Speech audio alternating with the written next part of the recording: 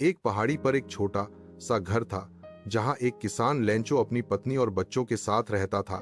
वह अपने खेतों में मेहनत करके जीता था। चारों ओर सिर्फ खेत थे और आसमान।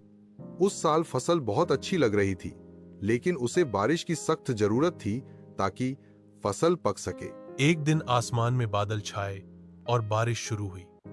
लैंचो बहुत खुश हुआ और बोला, भगवान हमारी सुन ली।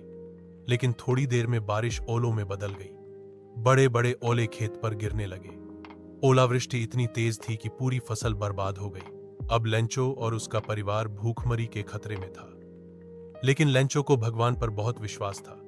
उसने सोचा, भगवान जरूर मदद करेंगे। उसने एक पत्र लिखा भगवान को, हे भगवान, मेरी सारी फसल बर्बाद हो गई है। अगर आप मुझे 100 पेसो भेज दें तो मैं फिर से खेती कर सकूंगा और अपने परिवार को भूखा नहीं मरने दूंगा। आपका भक्त लेंचो। उसने वह पत्र लिफाफे में डालकर डाकघर भेज दिया और उस पर लिखा, टू गॉड, भगवान को।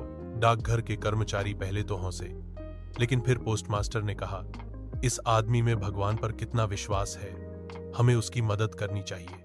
उन्होंने आपस में पैसे इकट्ठा किए, लेकिन पूरे 100 पेसो नहीं हो पाए।